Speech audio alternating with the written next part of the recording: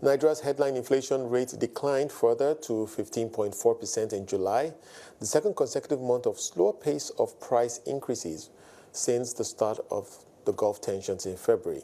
What's driving the slowdown? Emmanuel Onasami, lead partner at Cardinal Professionals, joins us in the studio for this conversation. Emmanuel, it's a pleasure to have you on the program today. So this inflationary trend that we are seeing, is it really tied to base effects, or are there any fundamental or structural changes that you think could support the shift that we're seeing? Because now we're seeing headline inflation closer to 15%. About 12 months ago was closer to 25%. Yeah, thank you very much, Wally, once again for having me. And I think maybe not an eureka yet, but it may appear that we are beginning to see some of the policies that were made by the government, moving beyond the gestation period to the fruiting stage.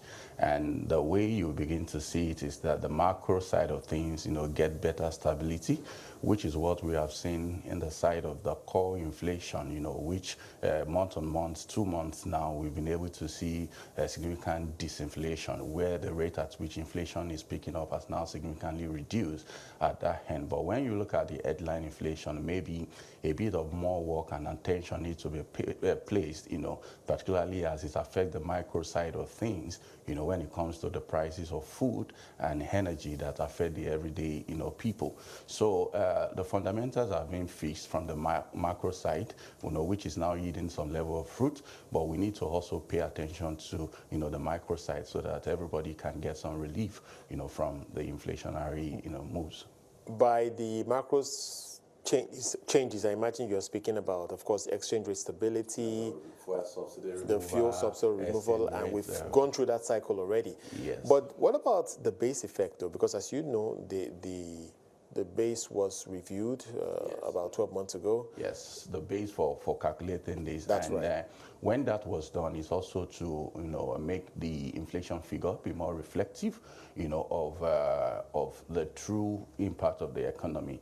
If you look at the reason why the base was actually looked at, is the fact that that dynamics of the Nigerian economy has actually moved beyond the way we used to calculate it, and maybe it's a good thing that the base was evaluated, because it's now beginning to reflect some of the things that we're also expecting. The truth is that if you check the temperature of businesses around, some of the macros, arising from that change in the base, way we calculate it, is actually in sync with some of the things we are seeing with businesses, stability in the Naira, and they are able to plan things better, and they are also able to do more business, reliably. We're also seeing, that also, crept in some inflows of FDI in the few months. So I think recalibrating the base, it also assisted in smoothing, the things at the macro level.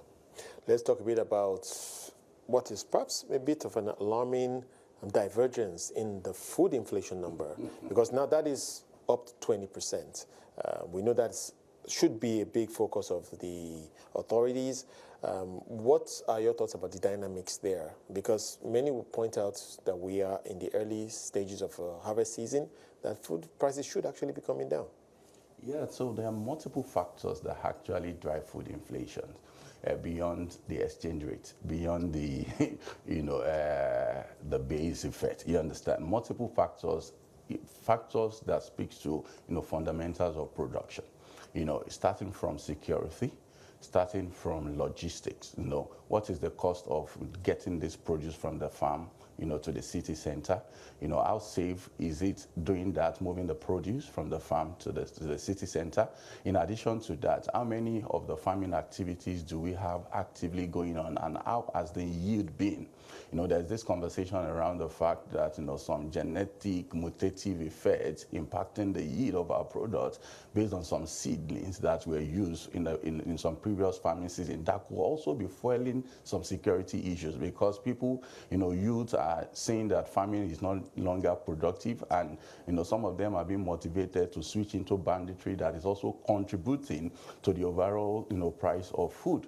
And that is the macro side, because on the macro side of things, food and energy costs are the things that really affect the masses. Government needs to pay more attention, to seeing to it that they look at the farm. How are we producing our food? What portion of our food is coming from import, and what portion of our food is coming locally? So that we can tidy up that place and also start making food prices come down. It is not looking good that out of everything that is looking promising, food of all things is the one that is not really looking good. That is also not a good news for people out there in the market. So do you think that we might see that food inflation number still stay sticky around 20%, or do you think some relief is coming with the harvest season? I believe strongly that if there is no decisive and aggressive measures to see to it that even the harvest season that we are approaching, is able to make sure that food prices are coming down, then, we may still be seeing some steep in inflation, you understand? When it comes to food, the demand is always there. So far the supply will be less than the demand, then the inflation figure will go up. So it is bent on the government to see it, even as we are approaching the election season. It's something that is very, very important, that people begin to feel that the prices of food is going down. And if there's no decisive action of the government in that direction, I can't really promise much. Well, I know it's not in your hand, obviously, but let's talk a bit about another area where there's been some divergence, and that's the urban and the rural inflation numbers. So the data shows a clear divide there. The urban inflation moderated slightly to 16.12%, while rural month-to-month inflation actually accelerated to 0.78%. So would you say this is a reflection of logistic bottlenecks, diesel transport costs now creeping into that rural inflation number? I think it's self-explanatory. So looking at, let's take food, for example. I farmed, I have a little produce, not as I expected. I look at the purchasing power of the rural community, and I look, if I make this available at the rural community, I may not be able to recover my costs and maybe leave some margin for me as a farmer. But I look at the purchasing power of the urban, then all of us, we have to go to sell in the urban city because I can get much, leaving scarcity in the rural location. And there you'll be able to say, okay, people in the village, we have to pay more to get the little that are less, because the people that were able to get something from their farm have to move everything to the urban city so that they can get premium for their produce. So because more people are now moving their produce from the rural center to the urban center, there is a bit of competition within the urban center that then slow down the inflation within the urban center, because supply is then increasing, so it's a bit to regulate the price. So that will explain it, because the primary need of the rural economy, that must have added to that figure is basically the food and health, you understand, that the rural people go for. They don't go for all these non-essentials, So when you look at the numbers from the rural center, it's basically, from food, energy, and maybe health. Yeah. Core inflation is another area where there has been some positive developments. It strips out, of course, the volatile agricultural produce. Yeah. That stands at 14.97% now. Now, with transport costs, housing, and energy overheads, those numbers are still sticky upwards right now. Do you think there is scope for that number to continue to go down? I'm speaking about the core inflation number now. Yes. I said something earlier that, we are not in deflation yet. We are currently in disinflation. Disinflation in the sense that the rate at which inflation is increasing is now reducing. Right. And that distinction has to be made. I also said something earlier that we are beginning to move from, gestation period of some of the policy to the fruiting state. So at the core inflation side of it, which speaks to the macroeconomic indicators largely, we expect things to smooth in further, even as we will continue to with the implementation of the policy, as the CBN is committed to making sure that the exchange rate policy supports businesses month on month as they go about their MPR releases and all that.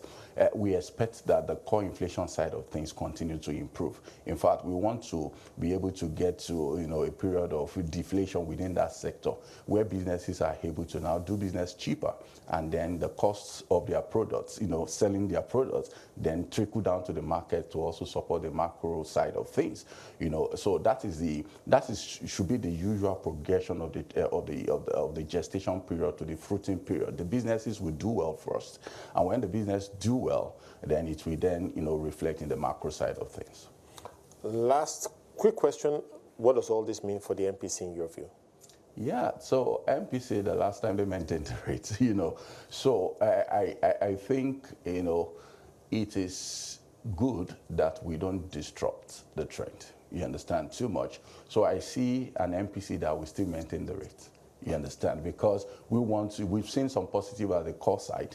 We want to see whether those positive will continue, right. You understand, more so that MPC does not really affect the micro side of things, you understand. So I see the MPC remaining the same. Thank you very much for sharing your insights on the inflation trends in Nigeria. Emmanuel Onasami, lead partner at Cardinal Stone Professionals.